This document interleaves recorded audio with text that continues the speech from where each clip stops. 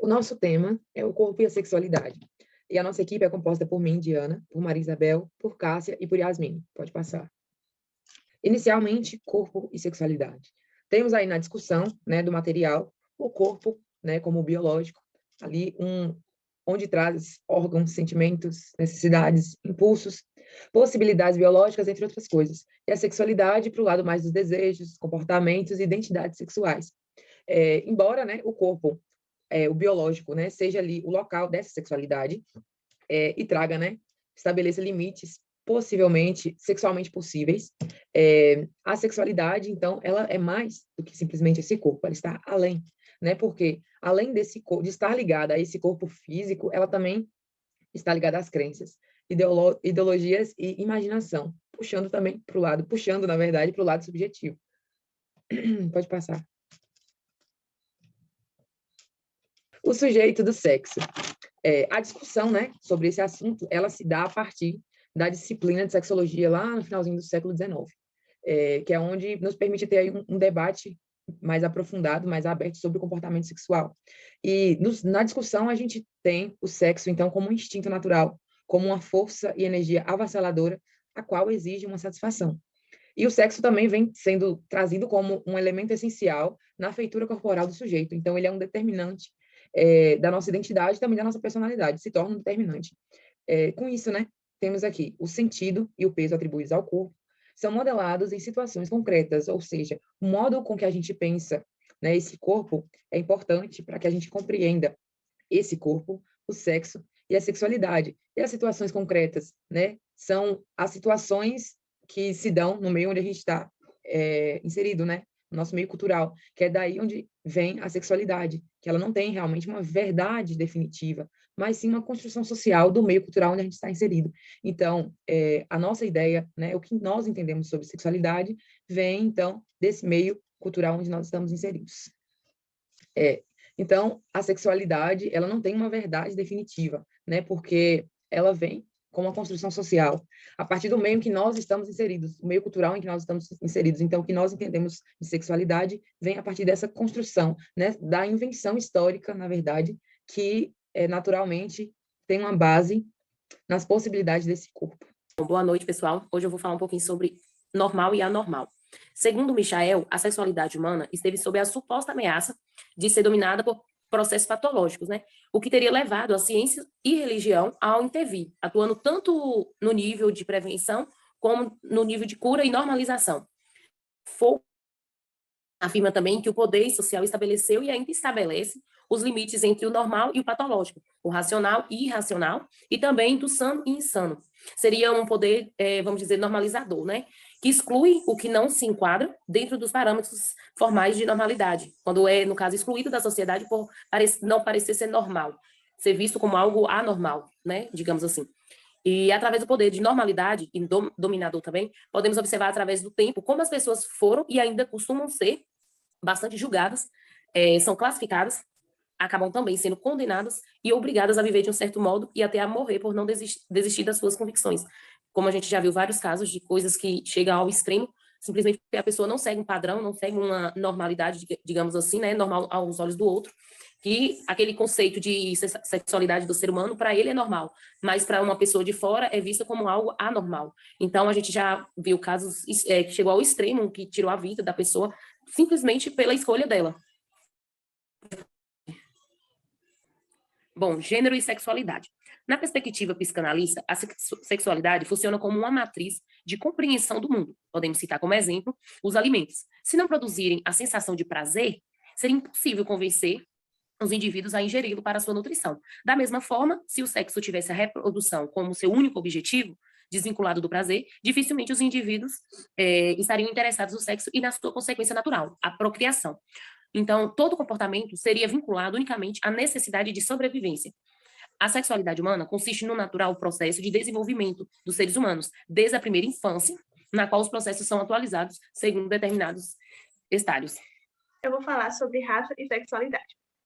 Além da classe e gênero, a etnia e a raça também modelam a sexualidade. São aspectos que foram ignorados durante muito tempo por historiadores, cientistas, mas que é muito relevante para a história da sexualidade. As ideologias sexuais do fim do século XIX apresentam a pessoa negra como uma pessoa feroz, uma pessoa selvagem, e isso acaba refletindo na ideia que temos hoje do negro. Aqui ao lado eu coloquei uma escala para simbolizar isso. O branco está no topo da escala, né, uma escala evolutiva, e o negro ele vem logo abaixo, próximo à natureza, reforçando essa ideia de que o negro é feroz, é selvagem. Pode passar. Eu coloquei aqui, né, para ilustrar um pouquinho mais sobre essa hierarquia, uma pirâmide social. Ela reflete tanto ao passado quanto à atualidade. O homem branco hétero vem no topo, logo abaixo vem a mulher branca hétero, o homem negro hétero, a mulher negra hétero, e lá na base, bem lá embaixo, estão os homossexuais, as lésbicas, os transexuais, travestis, homens e mulheres trans, enfim. A partir dessa pirâmide também podemos observar como o gênero está extremamente ligado à raça, né? Observamos aí a questão da raça e do gênero. O homem ele está superior à mulher e podemos observar também a questão do homem branco está superior ao homem negro. Como a raça, né, também influencia nessa questão da hierarquia. Podemos perceber também que a mulher negra ela está lá embaixo, quase que no topo, junto aos homossexuais, às lésbicas. E aí podemos perceber o quanto a mulher negra, né, ela sofre desafios por ser uma mulher e também enfrenta dificuldades pela cor da sua pele. Ela está bem inferior ao homem, à mulher. Então, podemos perceber como essa questão do gênero, né, está relacionado à raça também. É uma questão que foi por muito tempo ignorada, mas que é muito relevante. Pode passar. Outras culturas e costumes sexuais também apresentaram uma ameaça a questões relacionadas à raça. Como, por exemplo, né, sociólogos como ele apoiavam políticas baseadas na crença de que era possível melhorar a linhagem racial. Como seria essa linhagem racial? Iria selecionar as melhores pessoas de acordo com o que era desejado, de acordo com o que era considerado certo e errado, ou bom ou ruim. Então, iria selecionar as pessoas com base nesses critérios desejáveis e iria haver uma procrastinação entre eles. E os demais que não se encaixavam nesses critérios seriam desqualificados para participar desse progresso social, né, como eles chamaram, essa linhagem racial. Como, por exemplo, os negros descartados, os pobres descartados, também os trabalhadores operários, por serem fraquinhos, né, em consequência desse trabalho, também eram descartados, selecionando apenas aqueles que eles julgavam ser os melhores. Alguns aspectos que a sociedade julga como natural são historicamente construídos, né, reforçando a ideia de que tudo é construído, tudo dentro da sexualidade é construído, nada é inato. Pode passar. Agora falando sobre a institucionalização da heterossexualidade. Esses termos, heterossexualidade e homossexualidade, são muito recentes e inventados, né? Alguém os criou. E ele é um sinal muito importante de mudança na sexualidade. É como se fosse uma ideia de sexualidade mais moderna. É quando começou a se falar sobre esses termos. Esses dois termos foram criados por Carl, usados pela primeira vez em 1865, em uma campanha que queria definir a homossexualidade como uma forma diferente e normal de sexualidade. No processo de desenvolvimento desses termos, a heterossexualidade se tornou o normal, o ideal, né? É a mesma ideia que temos hoje. Aí a gente já consegue perceber de onde vem essa ideia que temos hoje, que a heterossexualidade é o certo. Enquanto a homossexualidade acabou se transformando em uma descrição médica moral, né? O que é errado, uma normalidade, uma aberração. Pode passar.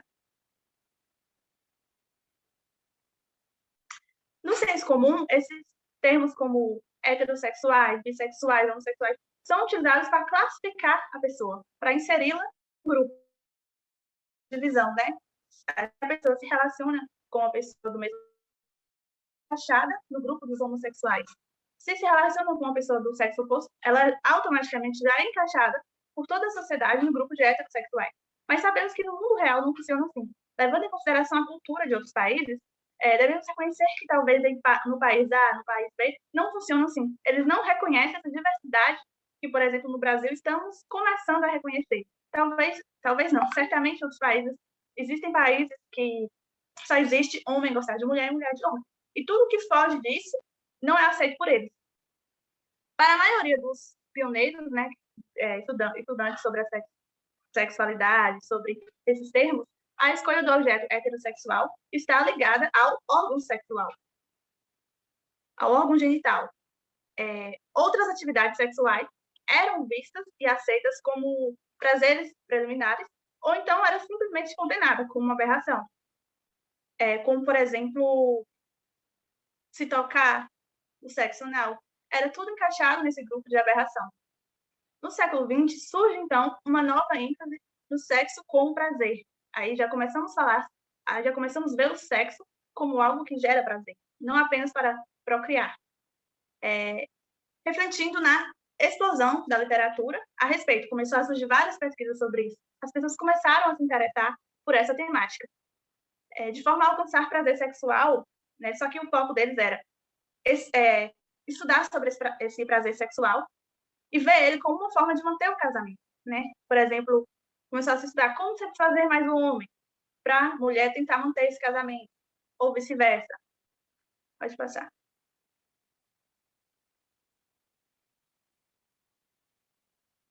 A homossexualidade. Inventando a homossexualidade. A homossexualidade sempre existiu. Independente de cultura, independente do local, independente de tempo, sempre existiu. Ela, independente também de ser aceita ou de ser rejeitada. Mas apenas a partir do século XIX é que surgiu uma categoria homossexual e uma identidade associada a ela. Então, apenas no século XIX começou a se reconhecer a homossexualidade. Antes do século XIX, formas de atividade sexual que não fosse como eu já disse, né? Se tocar, o sexo anal, a relação entre pessoas do mesmo sexo, tudo isso era considerado um pecado. Existem relações homossexuais entre homens, existiam relações sexuais entre homens, mas era sempre um homem adulto ativo e um adolescente passivo. Por que isso? Porque se esse homem ele continuasse sendo passivo na vida adulta, ele seria marginalizado pela sociedade. Não era aceito. Já o homem adulto passivo, ele era aceito. Por quê? Não era ele que estava na posição passiva durante o sexo anal. Era o outro. Então, reforçando a ideia de que o homem tem que penetrar. Né? Para ser homem, é necessário penetrar. E se esse homem ele continuasse sendo passivo na vida adulta, ele iria ser marginalizado, ele iria sofrer preconceito, não iria ter o mesmo tratamento que esse adulto ativo. Tinha, inclusive, homens que tinham relação com mulheres e também mantinha essa relação como ativo com outros homens. Sobre a relação entre lésbicas, o texto traz algo bem relevante, que naquela época existia, só que não era marginalizado. Não tinha tamanha proporção, tamanho preconceito, não era visto como uma aberração. A partir do século XVIII, a distinção social e sexual entre masculino e feminino aumentou ainda mais a estigmatização dos homossexuais, dos homens homos.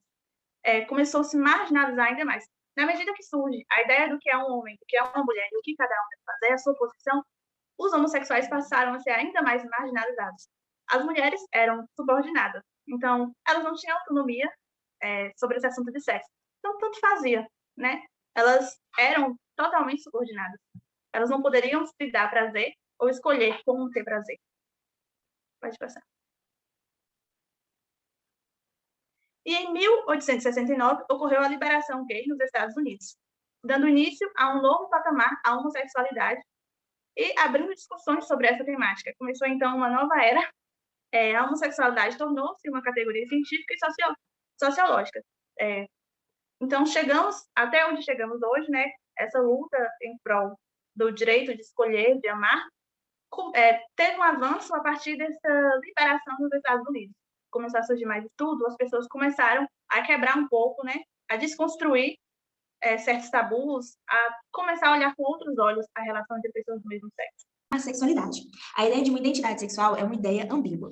Para muitos no mundo moderno, é um conceito absolutamente fundamental, oferecendo um sentimento de unidade pessoal e de localização social e até mesmo comprometimento político. Nós não vemos muitas pessoas afirmando que elas são heterossexual, porque a gente imagina que essa pessoa seja realmente, a gente, na nossa visão de cultura do que a gente já tem, a gente já estabelece que essa pessoa, ela seja uma heterossexual. Agora, quando a pessoa impõe eu sou gay ou eu sou lésbica, significa assumir uma posição específica em relação aos códigos sociais dominantes. No caso, a pessoa, ela se afirma a identidade sexual que ela tem, que ela é lésbica, que ela é gay, ou que ela é bissexual, que ela é queer, ou qualquer outro tipo, ela afirma e ela impõe que ela é aquilo. A sexualidade é tanto um produto da linguagem, da cultura, quanto da natureza. Contudo, nós nos esforçamos constantemente para fixá-la e estabilizá-la, para dizer quem somos e contra o respeito ao nosso sexo. A identidade sexual no mundo moderno e pós-moderno. E aqui apresenta a identidade como destino. Ela sustenta fases de tais como biologia e destino. No caso, a identidade do destino, ela supõe que o corpo expressa alguma verdade fundamental, a ideia de que há uma identidade sexual predominante, baseando na morfologia do corpo humano.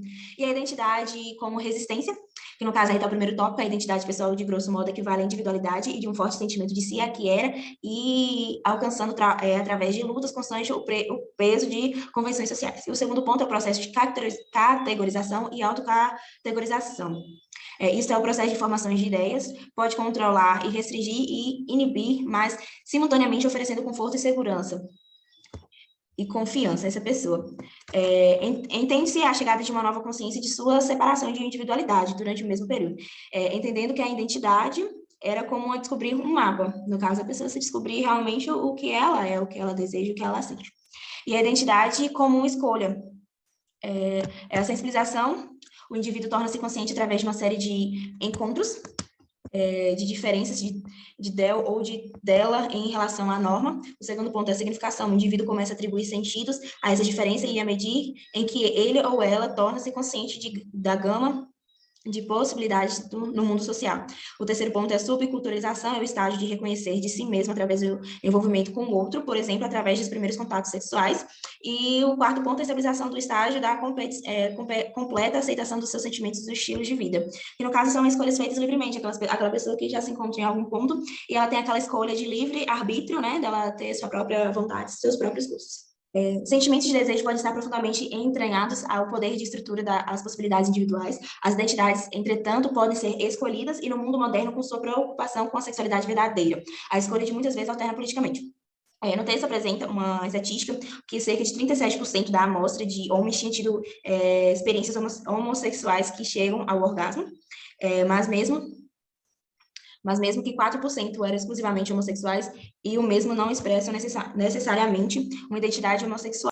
Durante os anos 80, as questões de raça e etnicidade ganharam uma nova importância e muitas vezes desafiaram muitas das suposições sobre a natureza unitária das recém-assumidas. E expressa a identidade gay ou lésbica. Como resultado, ganharam destaque as diferentes implicações da homossexualidade em diferentes comunidades e, portanto, os diferentes sentidos que elas poderiam ter. Sexualidade e política. Tem-se argumentado que essa intensa preocupação com o erótico surgiu de um crescimento de sentimento de crise sobre a sexualidade. A vida sexual tem sido radicalmente questionada durante o último século, em disposição crescente para reconhecer enormes diversidades de crenças e comportamentos sexuais. Apenas acirrou o debate a respeito do modo como lidar com isso na política social e na prática pessoal. A crise nas relações entre os sexos, relações que têm sido profundamente desestabilizadas pela rápida mudança social e pelo impacto do feminismo, com suas extensas críticas aos padrões dominantes masculinos na subordinação feminina. A crise sobre o sentido da sexualidade em nossa cultura, sobre o lugar que damos ao sexo em nossa vida e em nossos relacionamentos, sobre a identidade e o prazer, a obrigação e a responsabilidade, e o saber lidar com a escolha. Historicamente, somos herdeiros de tradições absolutas. Elas supõem que as forças perturbadoras do sexo podem ser controladas apenas por uma moralidade muito cristalinamente definida, uma moralidade inscrita em instituições sociais, casamentos, a heterossexualidade, a vida familiar e a monogamia. Na prática, a regulação da sexualidade na geração passada foi dominada por várias formas de tradições liberal. O dever da lei era regular a esfera pública e em particular, manter a decência pública. Havia os limites, entretanto, a obrigação da lei de controle de esfera privada e a arena tradicional da moralidade pessoal. As reformas liberais dos anos 60 foram tentativas de chegar a um acordo a respeito da mudança social e de estabelecer uma forma como efetivar a regulação social. O futuro da sexualidade. O primeiro é uma mudança crítica nas atitudes em relação ao casamento e à família. A maioria das pessoas ainda se casam e essas características chaves da heterossexualidade institucionalizada não parece estar ameaçada, mas há uma considerável medida e a ideia de que o casamento é para toda a vida e parece ter sido abalada. A segunda característica sobre as atitudes em relação à família que merece atenção e a crescente percepção de que há muitos tipos diferentes de família. O primeiro tópico é as famílias mudam ao longo dos ciclos e da vida sexual dos membros.